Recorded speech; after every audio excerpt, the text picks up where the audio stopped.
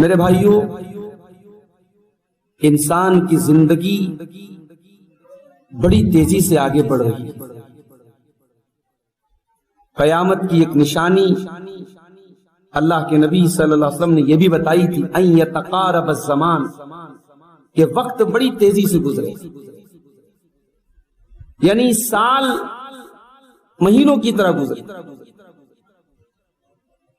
انسان کب بچپن کی حدود کو کراس کر کے جوانی تک پہنچا، اور کب جوانی ڈھلنے لگی اور انسان بڑھاپے کی طرف بڑھا، اور کب موت اس کو آ دبوچے گی، کچھ معلوم نہیں۔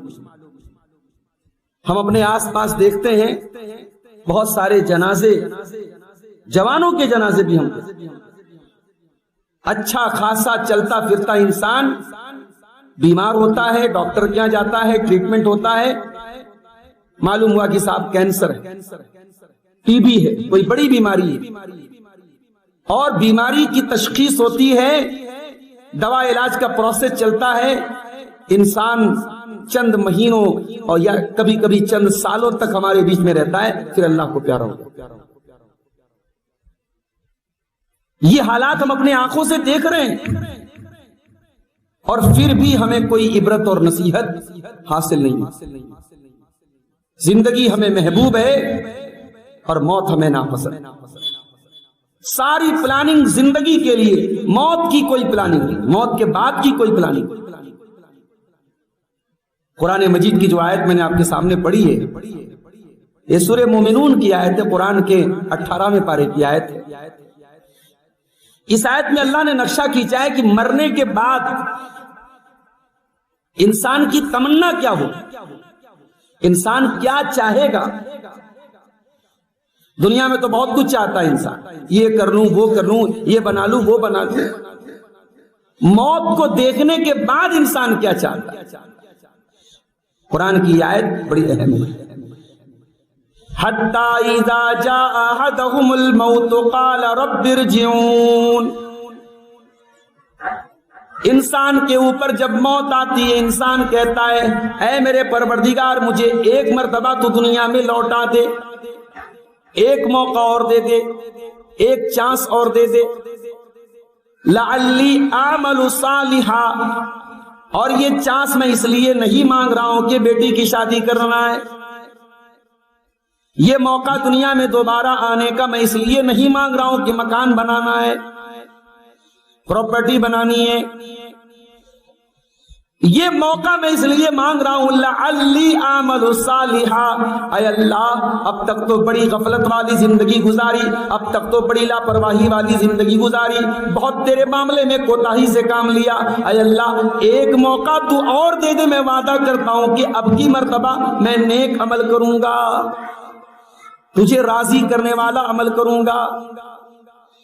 اللہ فرماتا ہے کلا، ہرگز نہیں، انہا کلمتن، اے میرے بندے یہ تو بس ایک بات ہے، ہوا قائلھا، جو تیرے منہ سے نکل رہی ہے، ومن ورائہم برزخ الی یوم یبعثون، اب قیامت تک تو تجھے برزخ میں رہنا ہے، قیامت تک تجھے برزخ میں رہنا۔ قبر کی جو زندگی ہوتی ہے، اپنے عمل کے اعتبار سے، اپنے عقیدے کے اعتبار سے انسان کو قبر کی زندگی گزارنا ہے، برزخ کی زندگی گزارنا ہے۔ تو قرآن کی یہ آیت ایک انسان کے مرنے کے بعد وہ کیا تمنا کرے گا یہ بتا رہے۔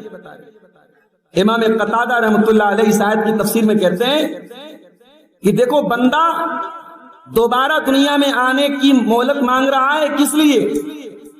اپنی شہوتیں پوری کرنے کے لیے نہیں، اپنی خواہشات پوری کرنے کے لیے، نیک عمل کرنے کے لیے۔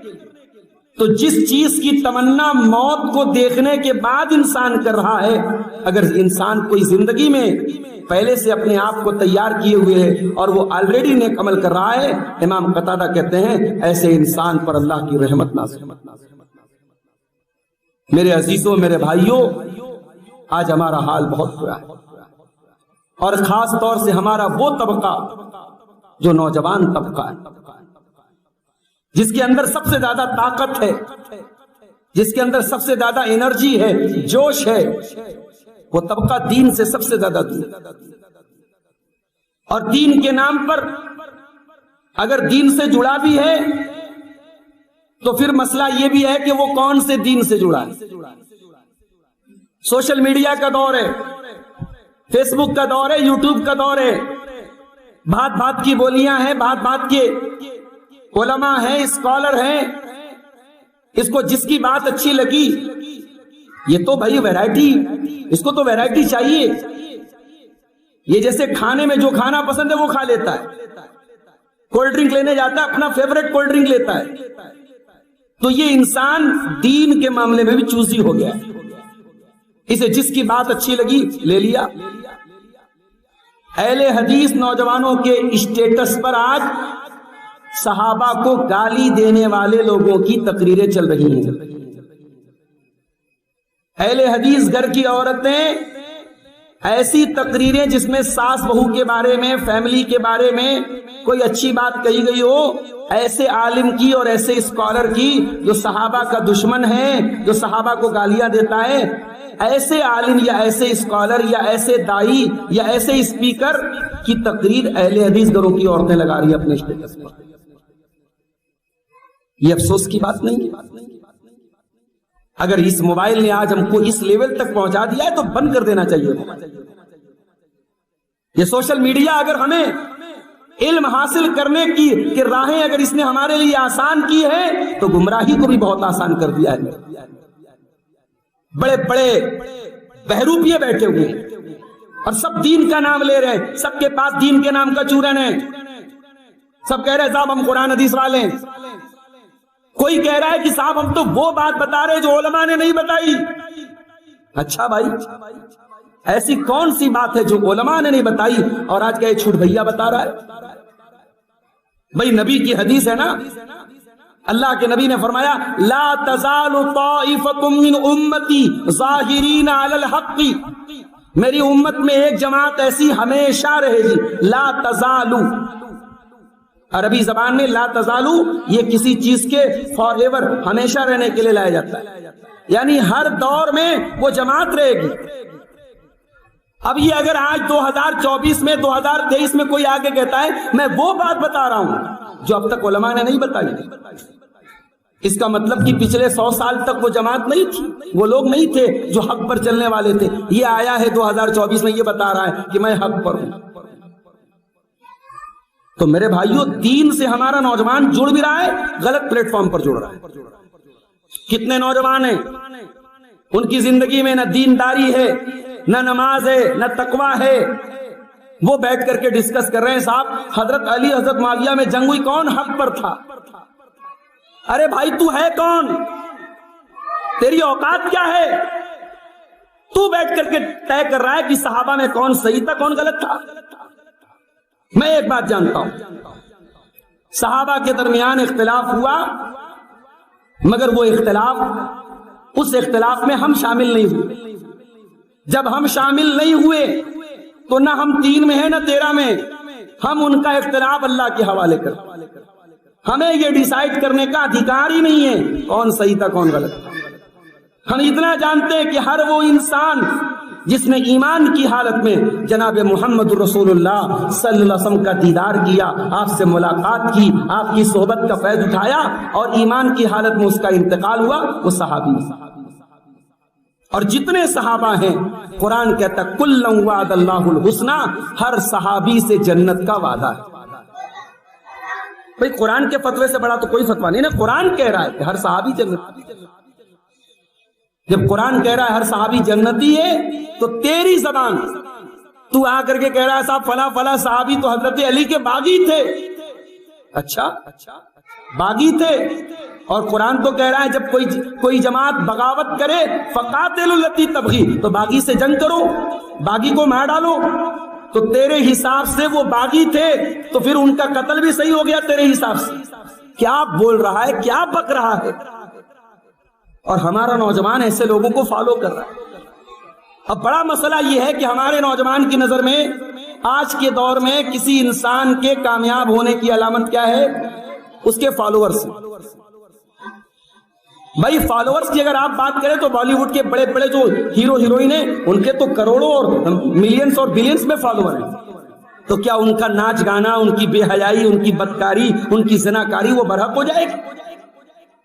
حق ہمیشہ اپنے منہج سے پہچانا جاتا ہے، حق اپنے کثرت اتباع یا کثرت متبعین سے نہیں پہچانا جاتا ہے۔ کتنے لوگ ہمارے فالوور ہیں تو ہم حق پر نہیں۔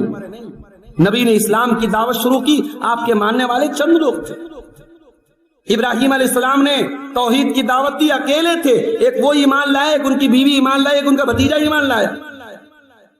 لوط علیہ السلام کی اپنی بیوی ان کے اوپر ایمان نہیں لائی، نوح علیہ السلام کا بیٹا ایمان نہیں لایا۔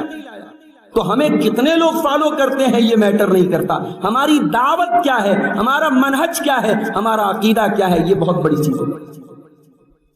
ہمارے نوجوانوں میں ایک مسئلہ اور ہے، بڑی تیزی سے الحاد پھیل رہا ہے۔ کتنے نوجوان ہیں پڑھے لکھے ہیں ماشاءاللہ، کالج میں پڑھتے ہیں، یونیورسٹی میں پڑھتے ہیں، انگلش میڈیم سے انہوں نے پڑھا ہے، ان کو اسلام کی باتیں دقیانوس لگتی ہیں۔ وہ نبی کی حدیثوں کو سائنس کے تھرمامیٹر پہ چیک کرتے ہیں کہ سائنس سے اگر قرآن کی بات میل کھا رہی تب لیں گے، سائنس سے اگر حدیث میچ کر رہی تو لیں گے۔ کہتے صاحب ہم تو سائنس والے ہیں، ہم تو ہر چیز کو ایکسپیریمنٹ کر کے مانتے ہیں، آپ کی یہ حدیث ہماری عقل میں تو نہیں ہے۔ کبھی قرآن جا کے پڑھو، قرآن میں ایمان والے کی پہلی پہچان یہی بتائی گئی، الف لام میم ذالک الکتاب لا ریب فیہ ھدی للمتقین الذین یؤمنون بالغیب۔ متقی وہ لوگ ہیں جو غیب کے اوپر ایمان رکھتے ہیں، جنت کو نہیں دیکھا، جہنم کو نہیں دیکھا، فرشتوں کو نہیں دیکھا، عذاب قبر کو نہیں دیکھا، ان تمام چیزوں کے اوپر ایمان رکھتے ہیں۔ الذین یؤمنون بالغیب، غیب کے اوپر ایمان۔ مومن وہ نہیں ہوتا جو لاجک کے بعد بات مانے، مومن تو وہ ہوتا ہے رب کا قرآن آیا، مصطفیٰ کا فرمان آیا، میں نے مان لیا، آمنا وصدق۔ انما كان قول المؤمنین اذا دعوا الى اللہ ورسولہ لیحکم بینہم ان یقولوا سمعنا واطعنا۔ مومن کا کام تو یہ ہے جب اللہ کی طرف بلایا جائے، جب رسول کی طرف بلایا جائے تو مومن کی زبان سے تو بس اتنا نکلنا چاہیے، ہم نے سن لیا اور مان لیا، سمعنا واطعنا، ہم نے سن لیا اور مان لیا۔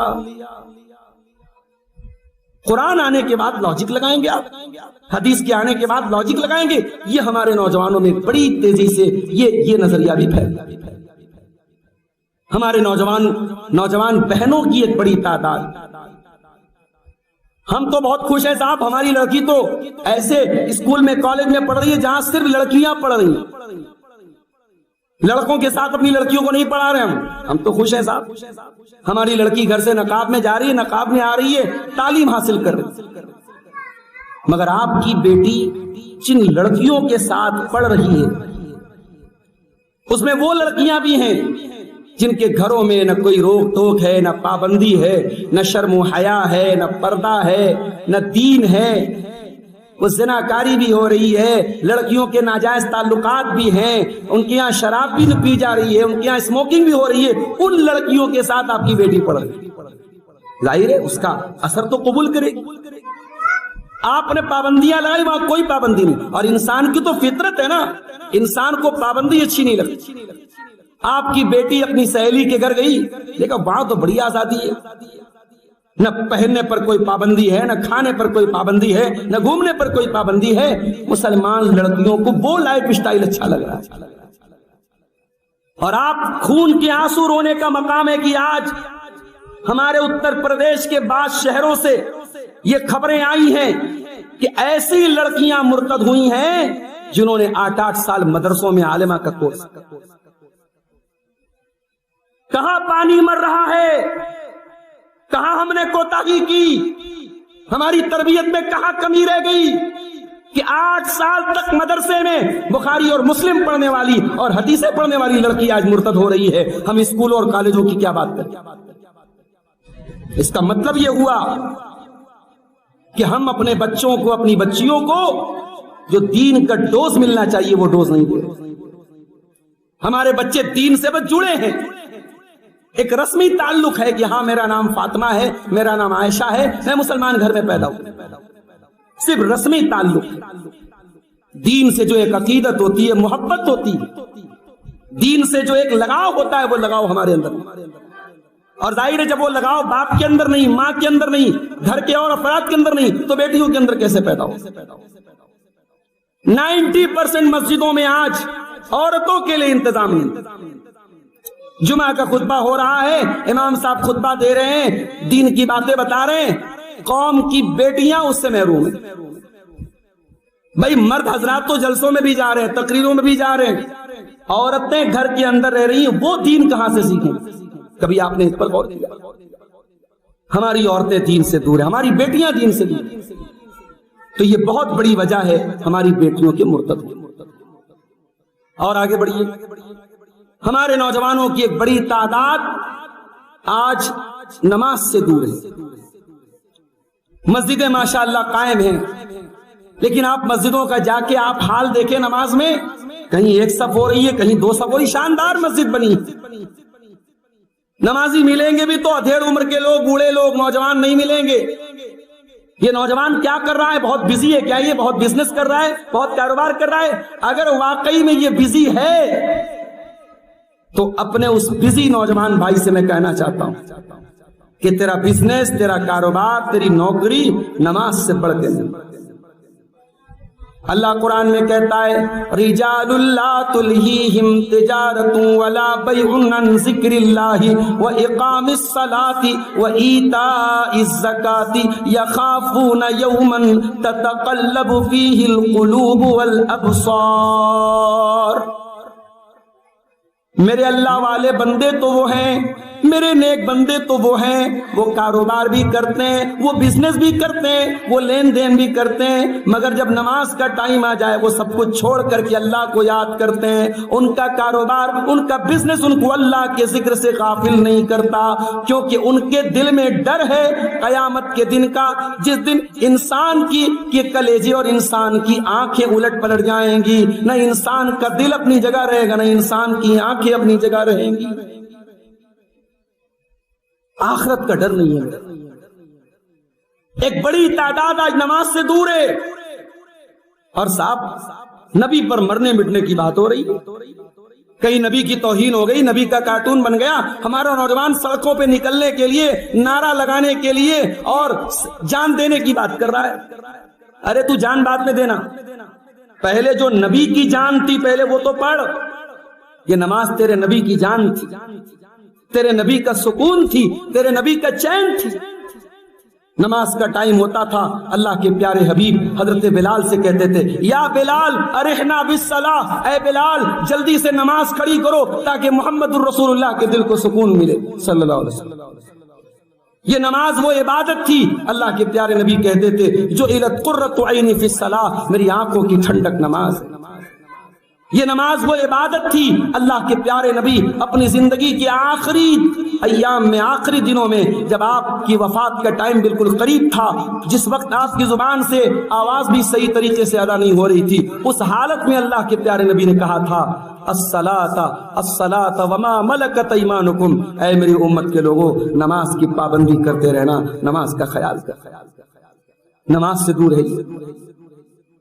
اور یاد رکھو دنیا کے ہر کاروبار میں گھاٹا ہو سکتا ہے، ہر بزنس میں لاس ہو سکتا ہے، ایک کاروبار ایسا جس میں کبھی گھاٹا ہونے والا نہیں۔ کون سا کاروبار ہے؟ ان الذین یتلون کتاب اللہ واقاموا الصلاۃ وانفقوا مما رزقناہم سرا وعلانیۃ یرجون تجارۃ لن تبور۔ اللہ نے فرمایا جو قرآن کی تلاوت کرتے ہیں، جو نماز قائم کرتے ہیں اور ہماری روزی میں سے چھپ کر کے اور کھل کر کے خرچ کرتے ہیں، ان لوگوں کے بزنس میں کبھی گھاٹا ہونے والا نہیں ہے۔ نماز آپ کا کبھی گھاٹا نہیں کرائے، نماز فائدہ کرائے، کچھ نہیں ہوگا۔ نماز آپ کے اخلاق اور آپ کی تربیت کرے گی، آپ کے اخلاق کو بلند کرے گی۔ ان الصلاۃ تنہی عن الفحشاء والمنکر، بے شک یہ نماز بے حیائی سے، برائی سے روکنے کا کام کرے گی۔ ہمارے نوجوانوں میں آج بے حیائی بھی بڑی تیزی سے پنپ رہی۔ وہ زمانہ لگ گیا جب ناجائز تعلقات چھپائے جاتے تھے۔ آج بنارس کی بڑی بڑی تفریح گاہوں پہ آپ چلے جائیں، آپ کی قوم کے بچے، آپ کی قوم کی بچیاں کھلے عام ایک دوسرے کے ہاتھ میں ہاتھ ڈالے نظر آ جائیں گے۔ اس میں وہ جوڑے بھی ہیں جو شادی شدہ بھی ہیں، اور اس میں وہ جوڑے بھی ہیں جو شادی شدہ نہیں ہیں۔ عشق اور محبت کے نام پر بے حیائی کا ننگا ناچ ہماری قوم کے اندر کھیلا جا رہا ہے۔ میرے بھائیوں، یہ حیا ایک مومن کی شان ہے، ایک مومن کی کہ ایمان کا ایک حصہ ہے حیا۔ اللہ کے پیارے نبی نے فرمایا الحیاء والایمان قرنا جمیعا، حیا اور ایمان دونوں ایک دوسرے سے جڑے ہوئے ہیں، اگر ایک نکل جائے گا تو دوسرا بھی نکل جائے گا۔ اور مسلمانوں کے درمیان بے حیائی کو پھیلانے والا، کسی بھی طریقے سے بے حیائی کو پروموٹ کرنے والا، چاہے وہ فیس بک کے ذریعے، واٹس ایپ کے ذریعے، انسٹاگرام کے ذریعے، کسی بھی طریقے سے اگر نوجوانوں میں بے حیائی کو پھیلا رہا ہے، قرآن کیا کہتا ہے؟ ان الذین یحبون ان تشیع الفاحشۃ فی الذین آمنوا لہم عذاب علیم فی الدنیا والآخرہ۔ جو لوگ ایمان والوں کے درمیان بے حیائی کو پھیلا رہے ہیں، ان کے لیے دنیا میں بھی دردناک عذاب اور آخرت میں بھی دردناک عذاب ہے، عذاب کے حقدار ہے۔ تو ہمارا نوجوان آج حیا سے بھی دور ہے۔ آج ہمارا نوجوان حرام کمائی کے مختلف راستے اپنا رہا ہے۔ پیسہ کمانے کی دھن ایسی سوار ہے، سود اور بیاج کا دھندا مسلمان کر رہا ہے، آن لائن سٹے بازی مسلمان کر رہا ہے، جوا کے مختلف ایپس مسلمان استعمال کر رہا ہے۔ کیا وہ اپنے نبی کے اس فرمان کو بھول گیا؟ اللہ کے پیارے نبی نے فرمایا کہ جو جسم ما نبت لحم من سحت فالنار اولا بہ، جو جسم حرام کمائی سے پرورش پائے گا وہ جسم جہنم کی آگ میں جائے گا۔ جس جسم کی پرورش، جس بدن کی رگوں میں حرام کا خون دوڑے گا، وہ بدن جہنم کی آگ میں جائے گا، وہ جنت میں نہیں جائے گا۔ اللہ کے پیارے نبی نے سود اور بیاج کے بارے میں کیسی خطرناک وعید آپ نے بیان فرمائی۔ صحیح مسلم کی روایت ہے، لعن رسول اللہ صلی اللہ علیہ وسلم آکل الربا وموکلہ وکاتبہ وشاہدیہ وقالہم سواء۔ سود کھانے والے پر، سود کھلانے والے پر، سود لکھنے والے پر اور سود کی گواہی دینے والے پر اللہ کی لعنت ہو۔ اس دور میں ہم زندگی گزار رہے ہیں جہاں سود کسی نہ کسی شکل میں ہم سب کے گھروں میں آ رہا ہے، داخل ہو رہا ہے۔ سب کے سیونگ بینک میں اکاؤنٹس ہیں، سب کے بینک میں انٹرسٹ کی رقم آ رہی ہے۔ کتنے لوگ ایسے جو انٹرسٹ کی رقم نکال کے اپنے استعمال میں نہیں لاتے؟ میکسیمم لوگوں کا حال ہے کہ ٹھیک ہے بھائی آ رہا ہے، استعمال ہو رہا ہے۔ سود کی رقم آج مسلمان کے گھر میں آ رہی ہے۔ یہی وہ دور تھا جس دور کے بارے میں اللہ کے پیارے نبی نے فرمایا یاتی علی الناس زمان لا یبالی المرء من این اخذ المال۔ ایک ایسا زمانہ بھی لوگوں پر آئے گا جب انسان اس بات کی پرواہ نہیں کرے گا کہ مال کس طریقے سے کما رہا ہے، حرام طریقے سے کما رہا ہے یا حلال طریقے سے۔ کسی کی زمین ہڑپ لی، اپنے بھائی کی، اپنے پڑوسی کی زمین میں ناجائز تجاوز کر لیا۔ حضرت علی کہتے ہیں، صحیح مسلم کی روایت ہے، اللہ کے پیارے نبی نے مجھ سے فرمایا 4 لوگوں پر اللہ کی لعنت ہو۔ لعن اللہ من لعن والدہ، جو اپنے ماں باپ کے اوپر لعنت کرے، اپنے باپ پر لعنت کرے، اس کے اوپر اللہ کی لعنت ہو۔ ماں باپ لعنت کے حقدار نہیں ہیں، ماں باپ تو رحمت کے حقدار ہیں۔ ان کے فیصلے غلط ہو سکتے ہیں، ان کی باتیں کڑوی ہو سکتی ہیں، ان کا غصہ غلط ہو سکتا ہے، ان کے احسانات پھر بھی ختم نہیں ہو سکتے۔ ماں نے تجھے پیدا کرنے میں جو تکلیفیں جھیلی اور باپ نے تیری پرورش میں جو دکھ اٹھائے ہیں، تو ایڑی رگڑ رگڑ کے مر جائے، ان احسانات کا بدلہ نہیں اتار سکتا۔ اس لیے باپ سے تمیز سے بات کر، باپ کو کبھی لان تان مت کر۔ اللہ کے پیارے نبی نے کہا اللہ کی لعنت اس انسان پر جو اپنے باپ پر لعنت کر۔ وَلَعَنَ اللَّهُ مَنْ ذَبَحَ لِغَيْرِ اللَّهِ، اور اللہ کی لعنت اس انسان کے اوپر جو اللہ کے علاوہ کسی اور کے نام سے جانور ذبح کرے۔ اچھا، کتنی عجیب بات، جانور سیم ہے، طریقہ سیم ہے، گوشت سیم ہے، ہڈیاں سیم ہیں، بس غیر اللہ کا نام لے لیا گیا تو حرام ہے۔ کبھی آپ نے اس اینگل سے غور کیا؟ اسلام کتنا سینسیٹیو دین ہے حلال اور حرام کے معاملے۔ ایک بکرا انسان لایا، ایک مرغا لایا، اس کو اللہ کے علاوہ کسی دیوی کے نام سے، کسی دیوتا کے نام سے، کسی نبی کے نام سے، کسی ولی کے نام سے، کسی بزرگ کے نام سے ذبح کر دیا۔ صحیح طریقے سے ذبح کیا، چھری بھی تیز تھی، ساری رگیں بھی کٹ گئیں، مگر وہ جانور حرام ہے، حرام ہے، حرام ہے، اتنا ہی حرام ہے جتنا سور کا گوشت حرام۔ کیوں؟ اللہ کو شرک برداشت نہیں، توحید کے معاملے میں کوئی سمجھوتا نہیں۔ جیسے سجدہ اللہ کے علاوہ کسی اور کے لیے جائز نہیں، دعا اللہ کے علاوہ کسی اور کے لیے جائز نہیں، اسی طریقے سے جانور ذبح کرنا بھی اللہ کے علاوہ کسی اور کے لیے جائز نہیں۔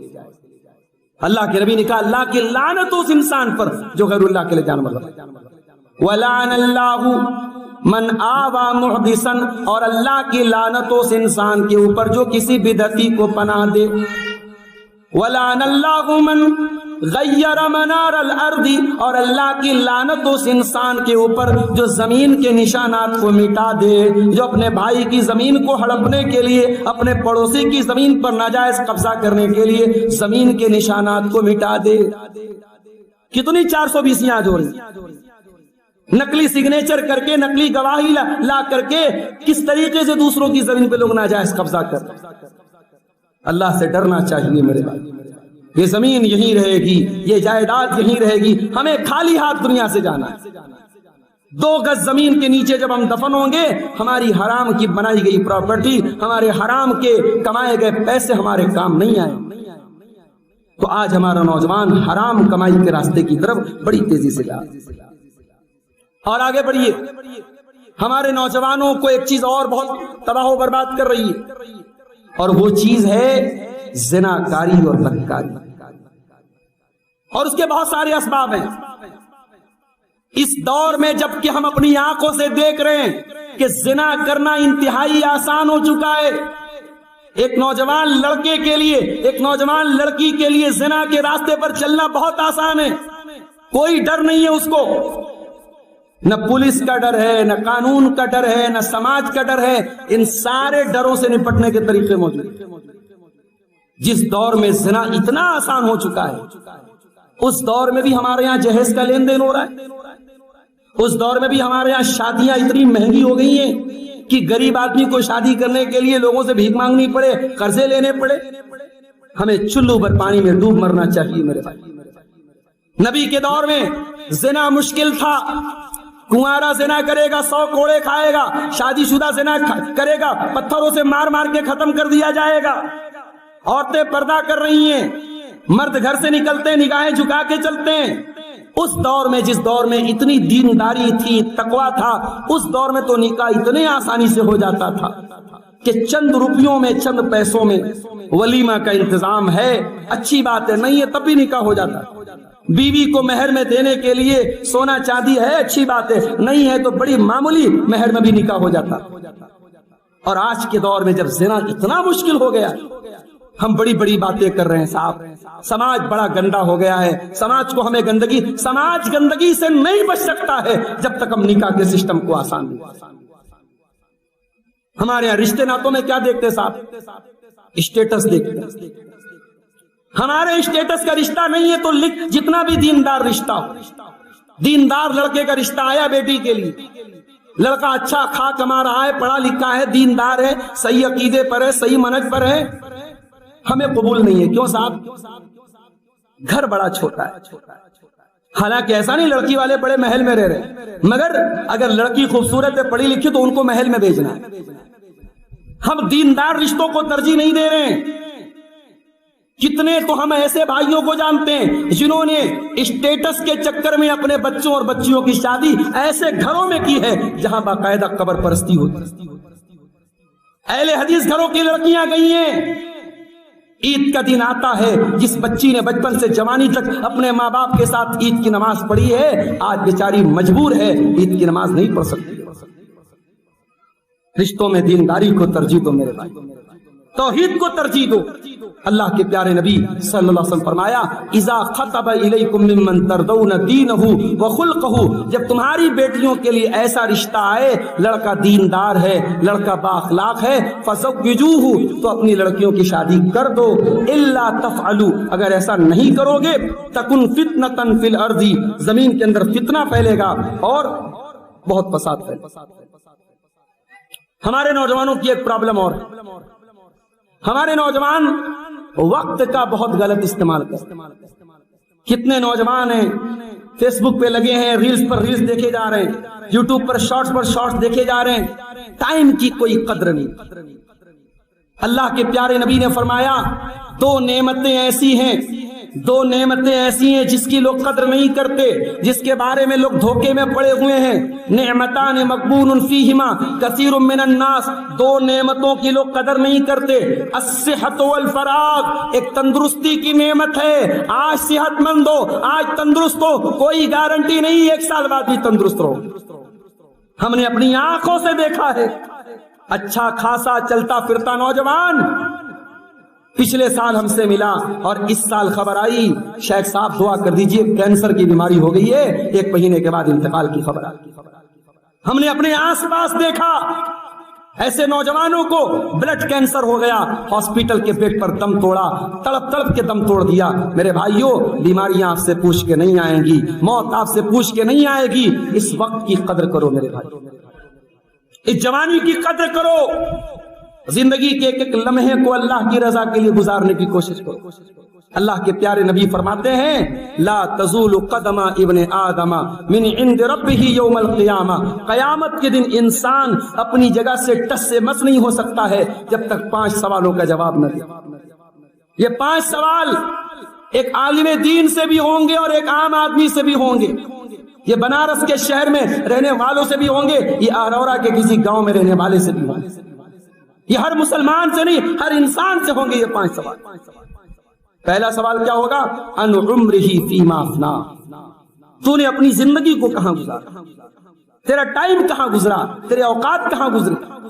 اور دوسرا سوال وعن شبابہ فیما ابلا، تیری جوانی کہاں گزری. کہیں ایسا تو نہیں تیری جوانی گناہوں میں گزری، بدمستیوں میں گزری، نظر بازیوں میں گزری، عیاشیوں میں گزری، شراب نوشی میں گزری، حرام خوری میں گزری، عزتیں گنوانے میں گزری. کہاں گزری تیری جوانی؟ کبھی آپ نے غور کیا؟ پہلا سوال جب پوری زندگی کے بارے میں ہو گیا تو دوسرا سوال الگ سے جوانی کے بارے میں کیوں ہو رہا ہے؟ انسان کی زندگی کا سب سے قیمتی ٹائم جوانی کا ٹائم. جوانی کی انرجی بڑھاپے میں نہیں مل سکتی، جوانی کا جوش بڑھاپے میں نہیں مل سکتا، اور جوانی ایک بار گئی تو پھر دوبارہ نہیں مل سکتی. کتنے بوڑھے لوگ ہیں دعویٰ کرتے ہیں صاحب بڑی طاقت ہے، دواؤں کے بل پہ، کیپسولز کے بل پہ، معجون کے بل پہ وہ دعویٰ کر سکتے ہیں، مگر جوانی کی طاقت لوٹ کے نہیں آ سکتی. ہم لوگوں نے عربی گرامر میں ایک چیز پڑھی، عربی گرامر میں ایک چیز پڑھی کہ کسی ناممکن چیز کی تمنا کرنے کے لیے عربی میں لیتا آتا ہے. جیسے عربی میں کہا جاتا ہے لیت الشباب یعود، کاش کی جوانی لوٹ آتی. چونکہ یہ پاسبل نہیں ہے، جوانی لوٹ کے نہیں آئی. تو آج اگر ہم نوجوان ہیں میرے بھائیوں، اس عمر کی قدر کرو، اس عمر کے بارے میں حساب دینا. اس کے بعد اللہ کے پیارے نبی فرماتے ہیں وَعَن مَالِهِ مِنْ أَيْنَ اكْتَسَبَهُ وَفِيمَ أَنْفَقَهُ، اور مال کے بارے میں سوال کیا جائے گا میرے بندے تو نے مال کہاں سے کمایا اور کہاں پر خرچ کیا. اور 5واں سوال کیا جائے گا وَمَاذَا عَمِلَ فِيمَا عَلِمَ، تو نے جو علم حاصل کیا اس علم کے اوپر تو نے عمل کتنا کیا. یہ 5 سوالوں کا جواب سب کو دو. اس لیے وقت کی قدر کرو میرے بھائی. اسی لیے اللہ نے قرآن میں زمانے کی قسم کھائی والعصر ان الانسان لفی خسر، زمانے کی قسم بے شک انسان گھاٹے. سلف کہتے ہیں کہ ایک آدمی برف بیچ رہا تھا اور صبح کو برف بیچنے نکلا اور صبح سے دوپہر ہو گئی اور اس کی بہت ساری برف بچی تھی، تو وہ چلانے لگا اور کہنے لگا کہ اے لوگوں، اس کے پہلے کہ میرا کیپٹل برباد ہو جائے، میری پونجی پگھل جائے، میری برف پگھل جائے، مجھ سے میرا برف خرید لو. تو سلف کہتے ہیں اس انسان کو دیکھنے کے بعد ہمیں سورہ عصر کا مطلب سمجھ میں آیا. انسان کا کیپٹل اس کا ٹائم ہے، انسان کی پونجی اس کا وقت ہے، اور زندگی سے گزرا ایک وقت کبھی واپس آنے والا نہیں۔ آج لوگ برتھڈے مناتے ہیں، صاحب ہم 37 سال کے ہو گئے، اینیورسری منا رہے، ہماری شادی کو 5 سال۔ ارے تو خوشی منا رہا ہے، یہ رونے کا مقام ہے، یہ سوچنے کا مقام ہے کہ تیری زندگی کے پنے سے، تیری زندگی کی کتاب سے ایک پنا اور ختم ہو گیا، کہ تو اپنی موت سے ایک قدم اور قریب ہو گیا، اور تو کیک کاٹ رہا ہے، تو خوشی منا رہا ہے۔ تجھے تو یہ سوچنا چاہیے کہ اب تو میں اپنے رب سے اور قریب ہو گیا، اب میں اپنے اندر میں نے سدھار کیا کہ نہیں کیا، اپنی زبان پر کنٹرول کیا کہ نہیں کیا، اپنے ہاتھوں پر کنٹرول کیا کہ نہیں کیا، اپنے حرام کاموں سے میں بچا کہ نہیں بچا۔ یہ تو سوچنے کا مقام۔ تو وقت کی بڑی ناقدری ہے میرے بھائی۔ ہمارے نوجوانوں کا ایک مسئلہ اور ہے، اور وہ مسئلہ کیا ہے؟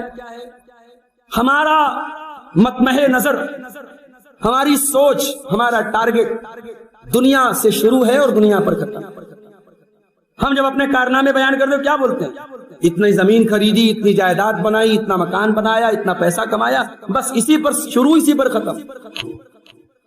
جمعہ کے دن جب ہم جمعہ کی نماز پڑھتے ہیں، امام صاحب سورہ اعلیٰ کی تلاوت کرتے ہیں، اور سورہ اعلیٰ میں یہ آیت بھی بار بار ہمارے کانوں میں پڑتی ہے، بل تؤثرون الحیات الدنیا، اے میرے بندو تم دنیا کی زندگی کو ترجیح دیتے ہو، دنیا کی زندگی کو سب کچھ سمجھتے ہو، والآخرۃ خیر وابقا، جبکہ آخرت کی زندگی زیادہ بہتر اور زیادہ باقی رہنے والی ہے۔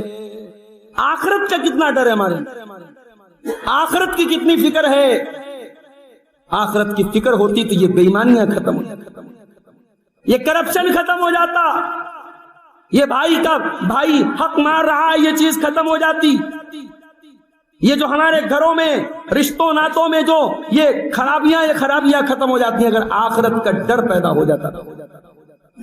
اللہ نے قرآن کے 30ویں پارے میں فرمایا وَيْلٌ لِّلْمُطَفِّفِينَ، ناپ تول میں کمی کرنے والوں کے لیے بربادی ہے، بربادی ہے ان لوگوں کے لیے جو ناپ تول میں کمی کرتے ہیں۔ الذین اذا اکتالوا علی الناس یستوفون، جب سامان دینے کا نمبر آتا ہے تو پورا، جب دینے کا نمبر آتا ہے تو ڈنڈی مارتے ہیں، اور جب لینے کا نمبر آتا ہے تو پورا لیتے ہیں۔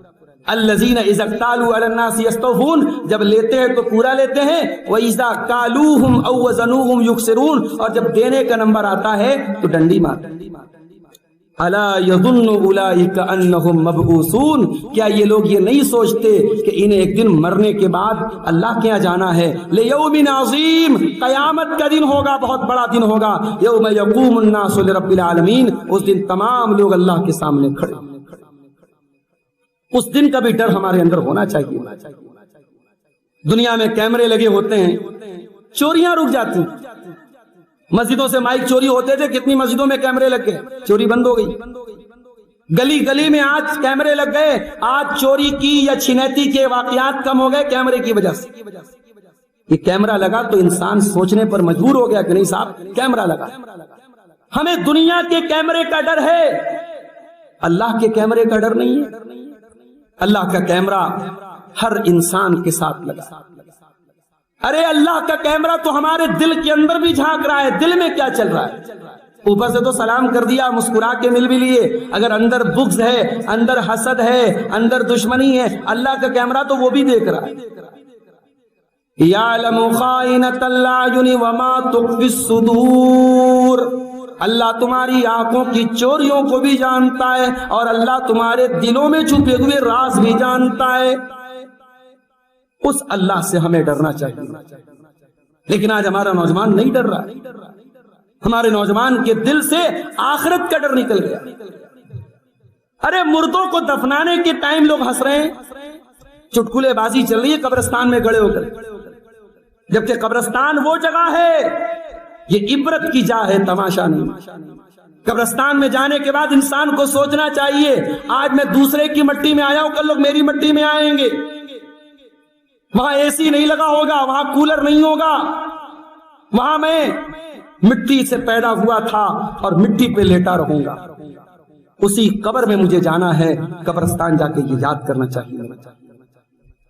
اسی لیے عثمان غنی رضی اللہ تعالیٰ عنہ جب کسی قبر کے پاس سے گزرتے تھے تو زار و قطار رونے لگتے. کسی نے پوچھا کہ اے عثمان غنی کیا بات ہے؟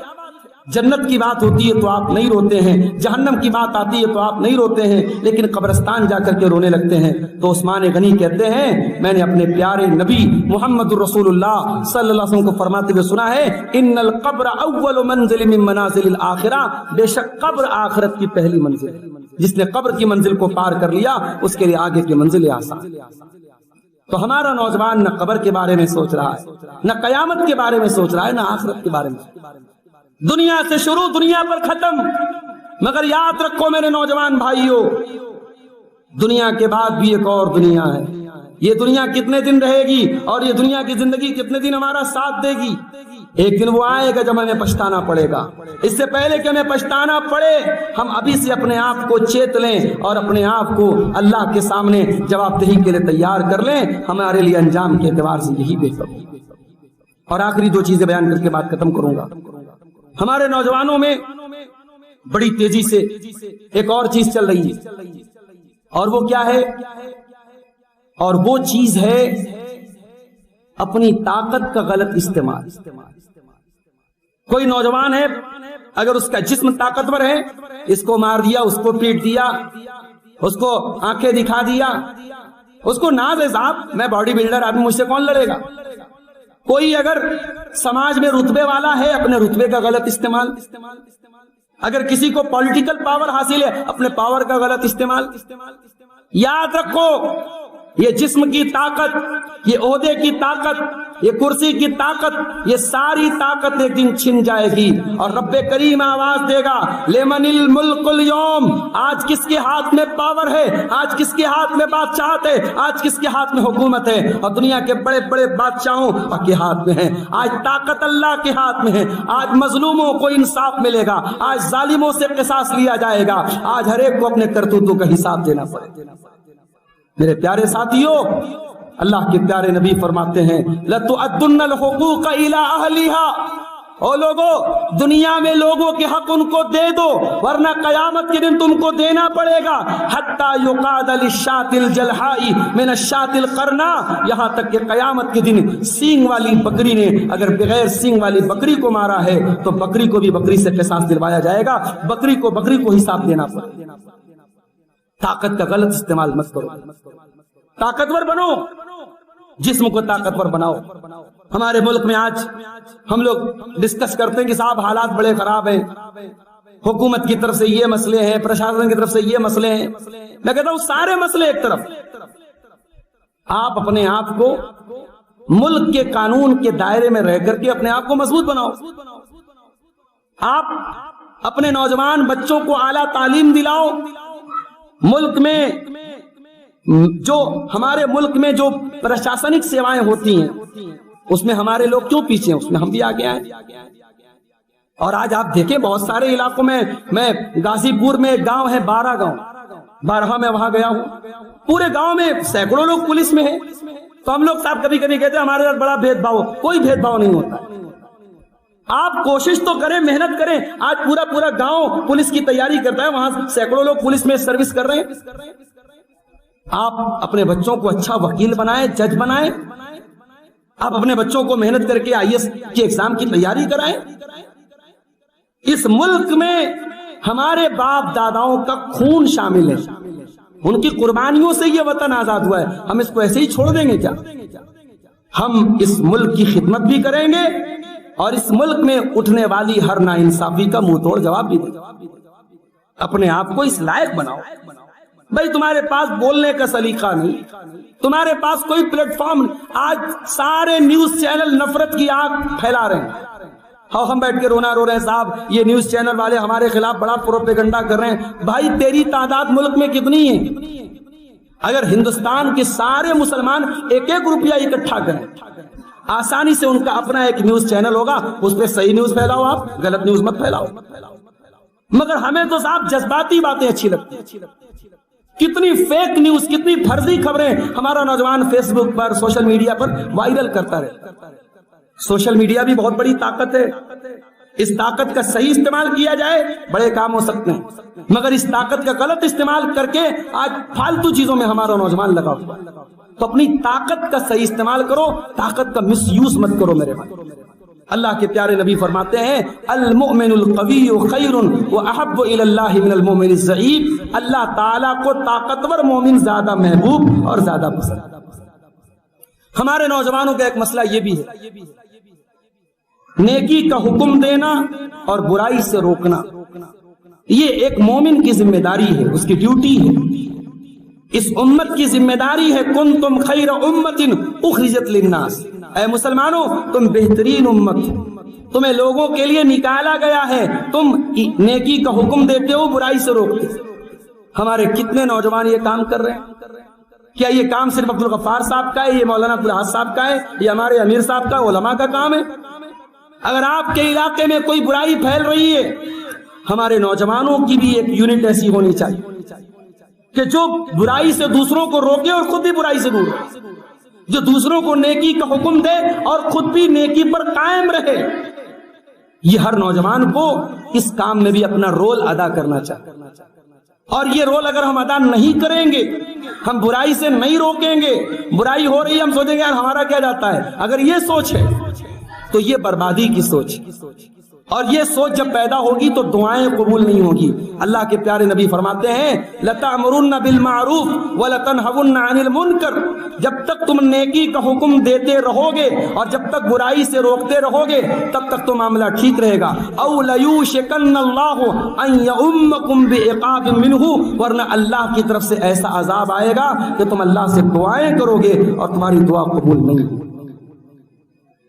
ہماری اس تقریر میں ایک پہلو یہ بھی تھا کہ ہمارا نوجوان کیوں بگڑ رہا ہے۔ ہم نے یہ تو بتا دیا کہ کہاں کہاں بگڑ رہا ہے، کون کون سا بگاڑ ہمارے نوجوان میں پایا جا رہا ہے، مگر یہ نوجوان کیوں بگڑ رہا ہے 5 منٹ کا وقت بچا ہے، میں چاہتا ہوں کہ سرسری اس کا بھی ہم جائزہ لے لیں کہ ہمارا نوجوان کیوں بگڑ رہا ہے۔ دیکھیے سب سے پہلی چیز، بچہ پیدا ہوتا ہے اس کی تربیت کون کرتا ہے؟ اس کے ماں باپ کرتا ہے۔ بچہ جو ہوتا ہے وہ کمہار کی مٹی کے جیسا ہوتا ہے، کمہار اپنی مٹی کو جس سانچے میں ڈالتا ہے ویسا سانچہ تیار کرتا ہے۔ بچہ آپ کا ہے، آپ جو بنانا چاہیں گے انشاءاللہ بچہ بنے گا۔ مائیں اگر بچپن سے بچوں کو دعائیں سکھائیں گی، مجھے یاد ہے کتنے لوگوں کو میں نے دیکھا کہ آج بڑھاپے میں بھی وہ دعائیں ان کو یاد ہیں، وہ بتاتے کہ یہ دعائیں میری ماں نے مجھ کو سکھائی۔ کتنے بچوں کو ہم نے دیکھا پوری آیت الکرسی، پوری سورہ ملک یاد ہے، دادا نے یاد کرا دی، ابا نے یاد کرا دی۔ تربیت کی کمی ہے میرے بھائی، ماں باپ کا بڑا اہم رول ہے تربیت۔ ہمارے نوجوانوں کے بگڑنے کی دوسری وجہ غلط سنگت، غلط لوگوں کی صحبت، غلط لوگوں کے ساتھ اٹھنا بیٹھنا۔ آپ اپنے بچوں کی سنگت پر اگر نظر نہیں رکھیں گے برباد ہو جائیں گے آپ کے بچے۔ اللہ کے پیارے نبی صلی اللہ علیہ وسلم فرماتے ہیں المرء علی دین خلیلہ، انسان اپنے دوستوں کے دین پر ہوتا ہے، دوستوں کے مذہب پر ہوتا ہے، دوستوں کے عقیدے پر ہوتا ہے، دوستوں کی چیزیں ایکسپٹ کر لیتا ہے، قبول کر لیتا ہے۔ اس لیے اپنے بچوں اور بچیوں کی سنگت پر میرے بھائیوں بہت نظر۔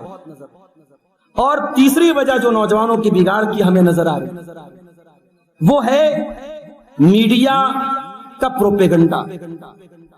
میڈیا کے ذریعے اسلام کی اور شریعت کی ایسی امیج بنا دی گئی کہ ہمارے نوجوان کو لگنے لگا کہ اسلام کی کے جو احکام ہیں یہ بڑے پرانے ہیں اور بڑے دقیانوسی والے ہیں، اور ہم تو اپڈیٹ لوگ ہیں، ہمیں تو نئی چیزیں چاہیے۔ یاد رکھو میرے نوجوان ساتھیوں، واللہ ہمارے دین سے زیادہ اپ ٹو ڈیٹ کوئی دین نہیں ہے۔ ہمارا دین کل بھی الحمدللہ بالکل پریکٹس کے قابل تھا، آج بھی پریکٹس کے قابل ہے اور قیامت تک پریکٹس کے قابل رہے گا۔ یہ دین کبھی ایسا نہیں ہوگا، کوئی دور ایسا نہیں آئے گا کہ جب لوگ یہ کہیں کہ اسلام پر عمل نہیں کر سکتے۔ ہاں، وقت اور حالات کے ساتھ چیلنجز بڑھیں گے، مسائل بڑھیں گے۔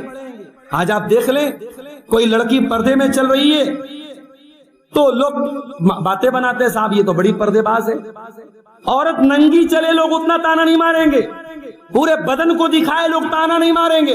عورت نقاب میں ہے ٹرین پر فلائٹ میں اور اسکول میں کالج میں تو لوگ تانا ماریں گے بڑی پردے والی بنتی.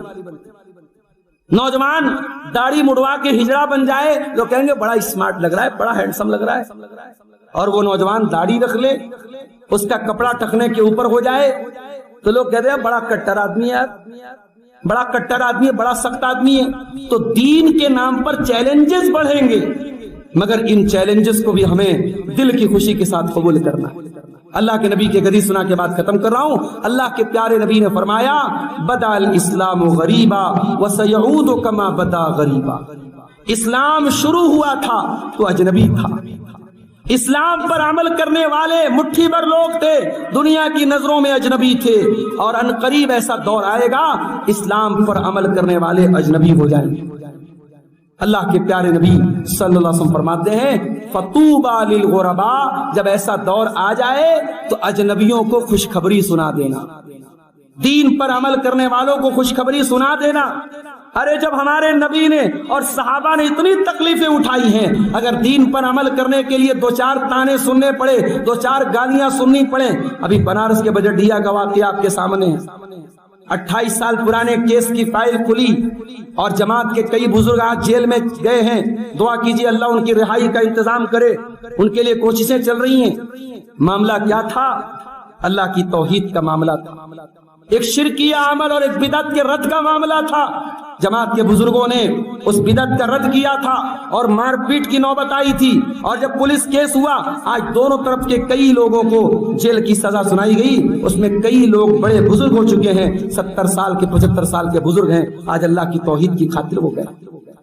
میرے بھائیوں, اگر اللہ کی توحید کی خاطر ہمیں یہ چند تکلیفیں جھیلنی پڑیں تو ہم صحابہ سے زیادہ قیمتی تو نہیں ہیں, ہم پیارے نبی سے زیادہ قیمتی تو نہیں ہیں. اگر ان پاک باز ہستیوں نے اگر اللہ کی توحید کے لیے اور اللہ کی دین کے لیے اتنی مشکلیں اٹھائی ہیں, ہم دو چار گالیاں نہیں سن سکتے, دو چار تانے نہیں سن سکتے. اور الحمدللہ آج ہم زمانے کی میں وہ کروٹ, زمانے کو کروٹ بدلتا ہوا بھی دیکھ رہے ہیں.